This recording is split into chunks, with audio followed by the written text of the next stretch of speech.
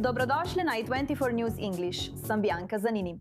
Začenjamo to oddajo s smrtonosnim terorističnim napadom v osrednjem Izraelu pred kratkim. V napadu, ki se je zgodil na območju Kohavija Kaavija, nedaleč od zelene črte, je bila ena oseba ubita, najmanj 5 pa ranjenih. 2 osebi sta bili ranjeni na bencinski črpalki, preden je terorist, domnevno arabski Izraelec, nadaljeval proti Cur Itzhak in kasneje proti Cur Natan, kjer je ustrelil 2 osebi. Njegova zadnja postaja je bila Sar Itzhak. Varnostne sile so ubile terorista. Izraelske obrambne sile, IDF, pa sporočajo, da obkrožajo več palestinskih vasi na tem območju in so zaprle bližnji prehod na Zahodni breg. Prisluhnimo izraelskemu premierju Benjaminu Netanjahuju. Proti terorizmu se borimo na vseh frontah. Proti terorizmu se borimo na vseh frontah, v Judeji in Samariji, ob razmejitveni črti. IDF, Shin Bet in izraelska policija vsako leto preprečijo stotine napadov, žal pa ne vseh. Danes zjutraj je podli terorist odšel, prišel do Kohavjairja in žal mu je pred likvidacijo uspelo ubiti izraelskega državljana ter raniti druge. Hvalim varnostne sile, ki so takoj ukrepale proti teroristu. Hvalim izraelske policiste, ki so likvidirali terorista in ujeli tudi njegovega sostorilca. In zdaj še policijski komisar Daniel Levy. Posiljuje, kot smo rekli, posiljuje. Terorist, prebivalec Tajbeja, ki se je podal na morilski pohod znotraj države Izrael. Policisti pod poveljstvom okrožnega poveljnika so zelo hitro prepoznali, da gre za teroristični napad in so ga obvladali. Celoten sistem, vključno z okrožjem Judeja in Samarija ter osrednjim okrožjem, je bil vključen v obravnavo napada. In to je pripeljalo do hitre nevtralizacije terorista. Dogodek je pretresel državo, oglasil pa se je tudi izraelski minister za nacionalno varnost Itamar Ben-Gvir. Sožalje družini junaka Izraela, ki je tukaj padel. Podrobnosti ne moremo razkriti, vendar je imel svojo vlogo, ukrepal je in bil tukaj ubit. Molimo za varnost ranjenih, vključno s koordinatorjem varnostnih služb, junakom in vsemi junaki, ki se tukaj borijo. To je junaško dejanje policije, junaške policije, ki je bila zelo odločna in je ubila terorista. Tako si želimo. Terorist, ubit na terenu, če že ne v okviru zakona o smrtni kazni za teroriste. Mislim, da je policija opravila dobro delo in točno to pričakujemo od policije. In za najnovejše informacije o tem se zdaj v živo javljamo k našemu Joeju Brownu, ki se nam oglaša iz Kohavjairja.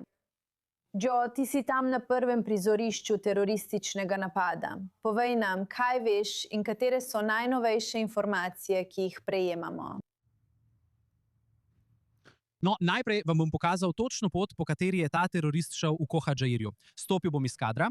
In kot lahko vidite, je tukaj nekaj nemira. To je bilo prvo mesto, kjer je napadal izraelske civiliste. Tam je veliko novinarjev, ker je tukaj vodja stranke Skupaj, Naftali Bennett. Pravkar se je obrnil na predstavnike medijev, da bi podal svoje mnenje o napadu. Toda tukaj se je vse začelo. Potem je terorist prišel po tej cesti in vstopil v McDonald's tam, ter ranil še eno osebo. Na tleh McDonald'sa so še vedno vidni sledovi krvi in njegova raztrgana oblačila.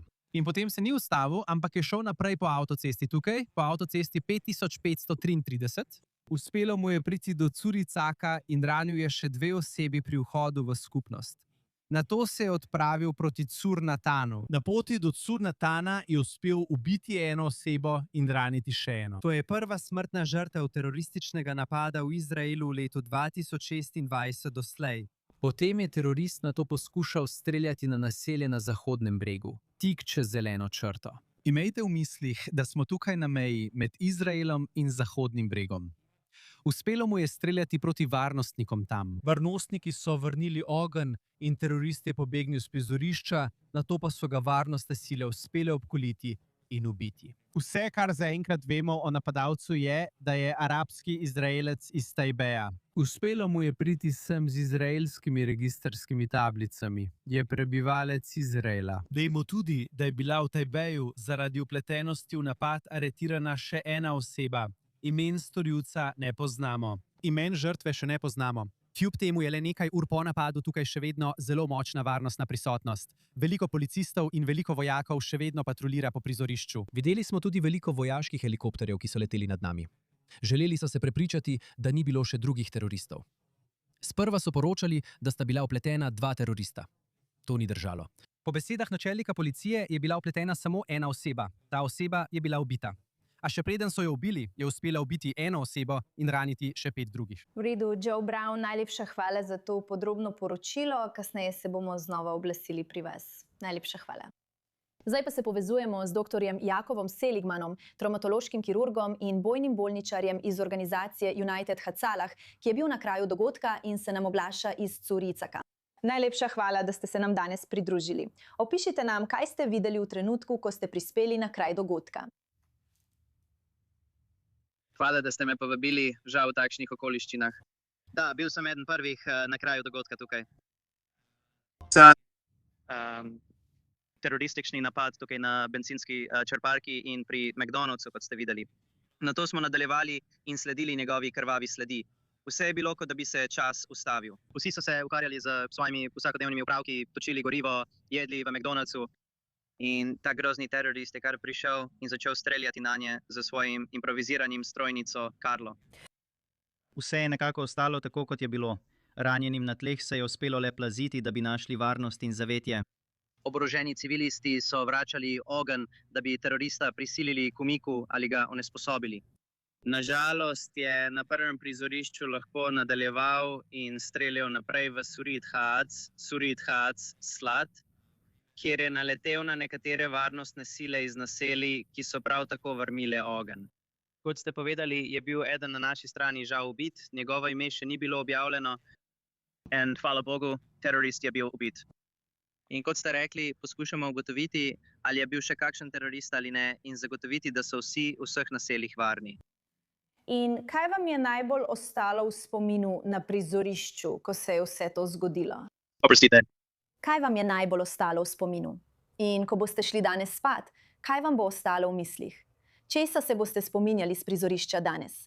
Je bil to prvi prizor? Je bilo to tam, kamor ste šli potem? Je bilo vse skupaj celotna slika? Povejte nam, kaj vam je najbolj ostalo v spominu? Mislim, da mi je najbolj ostalo v spominu to, da so ljudje preprosto živeli svoje vsakdanja življenja. Niso nikomur ničesar storili, nikogar niso prizadeli, pa so jih hladnokrvno ubili samo zato, ker so bili Judje. Toliko generacij smo govorili nikoli več, a zdaj je prišel čas. Ali ste kaj takega že kdaj prej videli? Ste že kdaj v življenju šli na prizorišče terorističnega napada, kot je ta? Nažalost, ja, bil sem na preveč takih prizoriščih. V zadnjem letu sem bil dejansko na več kot 4 takih prizoriščih samo na tem območju. Kaj je za vas glavna ugotovitev? Dokler ni varnosti, dokler so med nami teroristi, moramo biti ves čas pozorni in previdni. Mislim, žalostno je to reči, ampak ni načina, da bi to preprečali, ki pa delajo in živijo med nami. Prav, dr. Jakov Seligman, najlepša hvala, da ste se nam pridružili in nas danes obiskali. Z mano v studiu sta višja dopisnica za Bližnji vzhod pri i24 News Ariel Ozerand ter varnostni analitik in voditelj oddaje Ross Handler Report Jakov Lavin. Ariel, omenil je lokacijo. Mislim, običajno, ko smo v zadnjih nekaj letih videli teroristične incidente, so se zgodili na Zahodnem bregu. To je bilo tik čez zeleno črto, znotraj zelene črte. Kaj nam območje ali lokacija povesta o tem incidentu? Ja. To je še enkrat opomnik, da Izraelu manjka strateška globina, da je veliko njegovih skupnosti postavljenih ob meji z Zahodnim bregom, pa naj bo tole nekaj kilometrov. To ni daleč od, veste, tudi od Tajbeja. Tudi od. Zaslon tukaj, zemljevid. Mest. Tako da v tem konkretnem primeru bližina Zahodnega brega ni zares pomembna, ker je napadalec prišel iz izraelskega ozemlja. In to je tisto, kar si Hamas najbolj želi. Prav, medtem ko ste opravljali tisti prejšnji intervju, je vojaški predstavnik Hamasa Abu Obaida, to je drugi Abu Obaida, ker je bil prvi Abu Obaida likvidiran, On hvali ta tako imenovani junaški napad. Tako oni to imenujejo, pravijo, da ga je izvedel eden od naših borcev iz Izraela. To so storilci teh napadov, ki si jih Hamas najbolj želi. Želijo, da bi čim več napadov izvedli arabski Izraelci, da bi pokazali, da Izraelci niso varni ne samo ob svojih mejah, ampak tudi znotraj svojih meja. In prav tako je za izraelski varnostni aparat veliko težje preprečiti takšne napade, ko gre za zbiranje obveščevalnih podatkov. Hamas ni prevzel odgovornosti za ta napad, zato se domneva, da gre za, če se tako izrazim, za napad posameznika, vendar je teh posameznikov veliko. A na koncu za Hamas, da seveda bi raje videli, da napade izvajajo navadni civilisti in ne člani njihovih lastnih vrst. Ampak dejstvo, da govorimo o arabskem Izraelcu, je za njih velik dosežek, ne glede na to, ali je bil ubit eden ali jih je bilo ubitih 5. To je drugotnega pomena v očeh Hamasa, glede na to, kar jim uspeva. S svojim hujskanjem, s svojim pozivom k dejanjem so uspeli aktivirati civilne državljane znotraj Izraela. To je za njih velik dosežek v tem napadu. In jako vidimo veliko odzivov izraelskih voditeljev. Zdi se, da je država nekoliko v šoku. Čeprav so, žal, teroristični napadi ali poskusi terorističnih napadov nekaj, na kar se je Izrael že bolj navadil. Kako se to razlikuje od tega, kar običajno vidimo? Glavna razlika je v tem, da je storilec arabski Izraelec. To je razmeroma redka oblika terorizma. Večina terorizma, s katerim se soočamo v naših mestih in v domovini, izvira od palestinskih teroristov. Ne glede na to, ali prihajajo iz Hamasa, palestinskega islamskega džihada ali lokalnih terorističnih skupin, ali pa delujejo samostojno na podlagi indoktrinacije. Zdaj Shin Bet dela neprekinjeno, da prepreči in onemogoči teroristične načrte, ki so pogosto povezani z ISISom in včasih s Hamasom ter palestinskim islamskim džihadom na samih obrobjih arabsko-izraelske družbe. To je nekaj, na kar opozorijo vsakič, ko opravijo eno od teh aretacij. Pravijo, da spremljajo situacijo in da jih to še naprej skrbi. Torej, poglejte, po eni strani je pomembno vedeti, da imamo tukaj 2 milijona arabskih Izraelcev, državljanov, in velika večina med njimi nima popolnoma nič skupnega s terorizmom, si ne želi imeti ničesar s terorizmom. Toda, ker so nekateri mladi v tej skupnosti izpostavljeni džihadistični indoktrinaciji, še posebej na spletu, in to je pogosto način, kako jih najdejo, obstaja tveganje, da se takšni incidenti zgodijo. Vemo, da je uporabil avtomat Karlo, to je improvizirano strelno orožje, ki ga izdelujejo v delavnicah na Zahodnem bregu. Pogosto ga uporabljajo tudi palestinske teroristične skupine. Torej, prva stvar, ki jo bo želel izvedeti Shin Bet, je, kdo mu je priskrbel to orožje. Ali je to del organizirane teroristične celice, ali je deloval sam? To so največja vprašanja, na katera bodo zdaj iskali odgovore.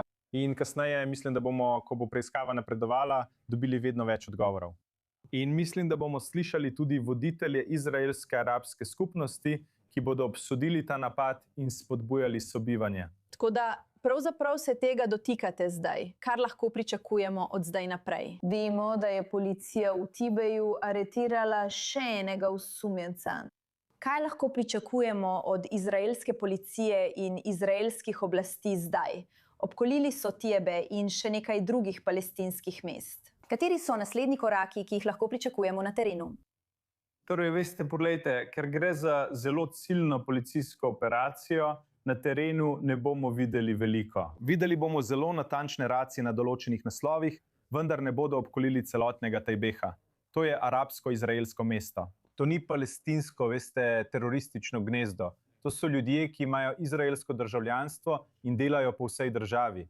Torej, odziv ne bo enak kot tisti, ki ga vidite v Judeji in Samariji na Zahodnem bregu. Odziv bo veliko bolj usmerjen in bolj podoben civilnemu protiterorističnemu odzivu kot pa vojaškemu, ker je vojska odgovorna za Judejo in Samarijo. Izraelska policija je odgovorna za to, kar se dogaja znotraj zelene črte. In Shin Bet preiskuje vse to. Torej bo Shin Bet vodil to operacijo, oni bodo tisti, ki bodo policijo pošiljali na različne naslove, oni bodo tisti, ki bodo vodili to preiskavo in sodelovali bodo z izraelsko policijo na terenu ter jim dajali navodila, kaj naj storijo naslednje, medtem ko bodo počasi sestavljali to preiskavo. V redu, hvala. Obe ostanite z nami za več informacij. Pravkar prejeli. Izraelski napadi v južnih predmestjih Bejruta.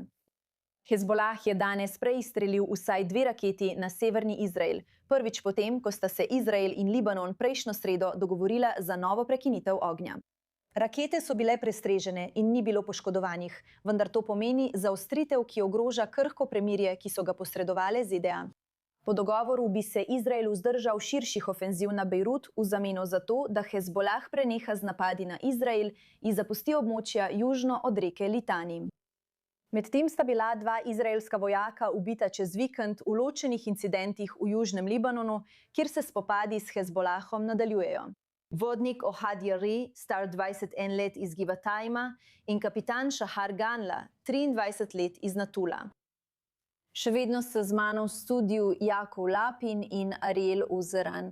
Ariel, kako velika je ta zaostritev? Mislim, danes zjutraj smo videli 2 izstrelka raket Hezbolaha na Izrael, zdaj pa slišimo poročila o napadih v predmestju Bejruta. Kaj to pomeni? Ja, to so več kot le poročila. Premier Netanjahu in obrambni minister Izrael Katz sta izdala izjavo in spremljamo v živo. Slike Bejruta na našem zaslonu. Oprostite, ja, ne. Izdala skupno izjavo, v kateri potrjujeta, da sta ukazala izraelskim obrambnim silam, naj izvedejo napade na poveljstvo Hezbolaha in višje poveljnike v južnih predmestjih Bejruta. To je oporišče Hezbolaha v južnih delih libanonske prestolnice. Že prejšnji teden je premier Netanjahu dejal, da bo vsak napad Hezbolaha na izraelsko ozemlje povzročil odziv v obliki povračilnih napadov v južnih predmestjih Bejruta. Bilo je več incidentov, ko je bilo izraelsko ozemlje napadeno, vendar v Dahiji ni bilo napadov. Torej, to je tisto, kar trenutno vidimo. Končno lahko rečemo, ali vsaj glede na prebivalce severnega Izraela, da vidijo, kako se ta grožnja uresničuje, saj se na napade na severni Izrael odgovarja z napadi na južna predmestja Bejruta. To bo verjetno povzročilo nekaj pretresov v zelo nestabilnem pogajalskem procesu med Združenimi državami Amerike in Iranom. Razlog, da Izrael ni napadel v Dahiji, je ta, da je predsednik Trump zahteval, naj se Izrael vzdrži tega, da bi omogočil navidezni napredek ali možnost napredka v pogovorih z Iranom, ker je Iran postavil zahtevo, da mora vsako premirje z Združenimi državami vključevati tudi premirje v Libanonu. In tako je predsednik Trump, namesto da bi to vključevalo celoten jug Libanona, celoten Libanon, to omejil na Bejrut. Toda zdaj vidimo, da s temi stalnimi kršitvami strani Hezbolaha, ki je dejal, da se ne bo držal in se tudi ne drži, da zavračajo premirje, ki so ga posredovale ZDA med Izraelom in Libanonom, in da ne le napadajo izraelske sile v južnem Libanonu, ampak tudi napadajo izraelsko ozemlje. Tako, zdaj vidimo, da Izrael tukaj daje znak, postavlja rdečo črto in pravi, da je dovolj. Mi, Izrael, smo prenesli te napade, vendar dejstvo, da se nadaljujejo, zdaj Izrael prehaja v ofenzivo v Dahiji. In Jakov, mislim, da ni presenečenje, da Izrael pravi, da je dovolj in se odziva. Mislim, rekli so, da bodo. In tukaj smo. Ali Hezbolah Izrael samo provocira, da se v to spusti? Mislim, ali obstaja kaj drugega, kar bi lahko Izrael naredil, da ne bi dovolil, da se to stopnjuje? Ali je to preprosto del nove realnosti, da Hezbolah ne sprejema premirja? In zato premirje ne bo zdržalo. Hezbolah počne točno to, za kar je bil ustvarjen. Torej, preprečuje, da bi Libanon postal resnično suverena država in deluje kot podaljšek islamske iranske revolucije. In da ohranja to območje v stanju konflikta, terorizira sever in poskuša narediti sever neprimeren za življenje. Zato je Iran ustanovil Hezbolah in Hezbolah zavrača idejo, da bi libanonska vlada in izraelska vlada lahko dosegle prekinitev ognja, ki bi v bistvu odgovornost za trenutno situacijo pripisala Hezbolahu. Tako je Hezbolah v mnogih pogledih s hrbtom ob zid, saj se jim v katerokoli smer pogledajo, stvari slabšajo. V Siriji imajo nasprotnika. Vidijo veliko bolj samozavesten Izrael. Večina njihove ognjene moči je bila uničena in zdaj izgubljajo legitimnost celo znotraj samega Libanona. Torej, kamorkoli pogledajo, so slabe novice. Torej, Benjamin Netanjahu je izjavil, da je Hezbolah v umiku. Se strinjate s tem? 100%. Mislim, da je to mogoče količinsko in merljivo dokazati, ne glede na to, ali gledate njihovo količino ognjene moči, vodstvo, kopenske zmogljivosti ali sposobnost za začetek invazije na Izrael. Vse te stvari so bile močno prizadete in kot posledica tega zdaj besno udarjajo okoli sebe, ker jih skrbi, da bodo postali nepomembni. In to počnejo očitno po iranskih navodilih, da bi sabotirali vsakršen poskus Izraela in Libanona, da ustvarita razumno prihodnost. To je tisto, kar vidimo. Mislim, da si moramo zastaviti veliko vprašanje, se bo Iran zdaj vmešal, ker so grozili. Rekli so, da če Izrael napade Dahijo v Bejrutu, se bodo vmešali. Poskušali so ustvariti odvračanje in nova pravila igre, ter so poskušali uporabiti pogajanja za ZDA, da bi v bistvu izsiljevali Izrael naj ne odgovori na te napade na severu. Izrael je povedal, da takih pravil igre ni več. Tisti dnevi so mimo. Rezultat vidimo v Dahiji prav zdaj. In zdaj mislim, da moramo zelo pozorno spremljati Iran, ker je bila njegova trditev, da se bo vmešal, zdaj izpostavljena in zdaj bodo morali sprejeti nekaj velikih odločitev. In kaj torej pričakujemo od Irana? Ali dajo prednost situaciji v Libanonu s Hezbolahom pred dogovorom z ZDA? Ali kaj tukaj sploh vidimo? Poglejte, morajo ostati ob strani Hezbolaha, ker se je Hezbolah pridružil tej vojni zaradi Irana, da bi preusmeril pozornost Izraela in solidarnost, zaradi odstranitve vrhovnega voditelja Alija Hameneja, zato jih ne morejo zapustiti. In kolikor so pokazali, vsaj javno, jih niso. In preden je Izrael prejšnji teden nameraval udariti v južnih predmestjih Bejruta, Iranska revolucionarna garda je izdala opozorilo za evakuacijo prebivalcem severnega Izraela in opozoril, da bo vsak napad na južna predmestja Bejruta odgovorjen z napadi na severni Izrael. In tako je to trenutno stanje z to grožnjo, to je tisto, kar pričakujemo. Predvidevam, da je Izrael, ko je odobril te napade v Dahiji, priznal, da je to možen scenarij. Ampak spet, žoga je trenutno na strani Irana. Če bodo uresničili svojo grožnjo, bo Izrael verjetno odgovoril in napadel Iran, kar bo še dodatno povečalo napetosti. Če odstopijo od te grožnje in ne napadejo, ne izvedejo napadov na Izrael, to bi lahko bil prvi znak, da morda ne vlagajo vseh naporov v reševanje Hezbolaha. To ne pomeni, da so jih zapustili, vendar bo njihov odziv zdaj verjetno pokazal, kako daleč so pripravljeni iti, da rešijo Hezbolah. V redu. In če ostanemo pri Iranu in morebitnem premirju z ZDA, saj konflikt med Združenimi državami in Iranom danes dosega 100 dni, je malo znakov deeskalacije. Novi spopadi v in okoli Perzijskega zaliva držijo regijo na robu, tudi medtem, ko se diplomatska prizadevanja v ozadju nadaljujejo. Lynn Plahmajer poroča. 100 dni je vojne med ZDA in Iranom in povračilni ukrepi se nadaljujejo. Osrednje poveljstvo ZDA je v nedeljo zjutraj sporočilo, da je sestrelil 2 iranska drona, ki sta ogrožala Hormuško ožino. CENTCOM je tudi razkril, da so ZDA v soboto prestregle več balističnih raket in dronov, ki jih je Iran izstrelil proti Kuvajtu in Bahrajnu. Iran je izstrelil rakete nekaj ur potem, ko so ameriške sile sestrelile še 4 iranske samomorilske drone v ožini Hormuz. Po sestrelitvi dronov so ZDA napadle iranske vojaške radarske postaje v Goruhu in na otoku Kešm. Reuters poroča, da bodo ZDA poskušale preusmeriti iranska sredstva v zalivske države za obnovo in popravila škode, ki jo je povzročil Iran. Vir, seznanjen z zadevo, je povedal, da Iran še naprej strelja na zalivske države kot odgovor na napade ZDA. Kljub temu diplomatska prizadevanja še vedno potekajo. Pakistanski notranji minister Mohsin Naqvi je v soboto prispel v Teheran na pogovore z iranskimi uradniki, vključno z zunanjim ministrom Abbasom Arakčijem. Naqvi je povedal, da nosi, citiram, posebno pismo načelnika generalštaba in predsednika vlade svoje države za Hameneja. Trump je medtem ponovno izrazil zaupanje, da se bo vojna v Iranu kmalu končala in da bodo cene goriva padle. Na takšen ali drugačen način je končano. Ali je končano s kosom papirja ali na težji način, čeprav bi lahko rekli tudi na veliko lažji način.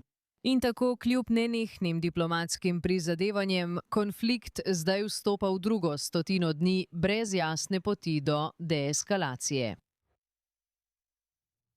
In Jakov, ta situacija med ZDA in Iranom je skoraj kot tekmovanje v vzdržljivosti. Kdo bo zadnji pomežiknil? Kdo lahko najdlje zdrži, brez da bi pomežiknil? Kako dolgo se lahko to še nadaljuje in kaj se mora zgoditi, da se to spremeni? Poglejte, mislim, da je treba najprej razmisliti, najprej poglejmo na to z izraelskega vidika. To je dobro. Ta situacija je, mislim, z izraelskega vidika dobra. In mi si pravzaprav ne želimo, da bi se to spremenilo, ker vsak dan, ko je Iran pod blokado, izgubljajo stotine milijonov dolarjev na dan. Ne morejo izvažati nafte, zemeljskega plina na Kitajsko in k svojim drugim strankam. Njihovo gospodarstvo, ki je bilo že pred to vojno močno prizadeto, je med vojno utrpelo še večji udarec, zdaj pa ga dušijo. In to je oblika gospodarskega vojskovanja, ki bo, po mojem mnenju, če se bo nadaljevala, ustvarila eksistenčno grožnjo za ta režim. Tako da, kar se mene tiče z izraelskega vidika, naj se to nadaljuje čim dlje in upajmo, da se bo nadaljevalo. V redu. Jakov Lahman in Ariel Ozeran, hvala obema, da sta se mi pridružila. To je za zdaj vse, vendar nikamor ne odidite, kmalu se vrnemo z več novicami in analizami iz regije. Na zaslonu lahko vidite naš urnik z ostalimi današnjimi oddajami. Ostanite z nami za več, sem Bianca Zanini, hvala, ker ste gledali.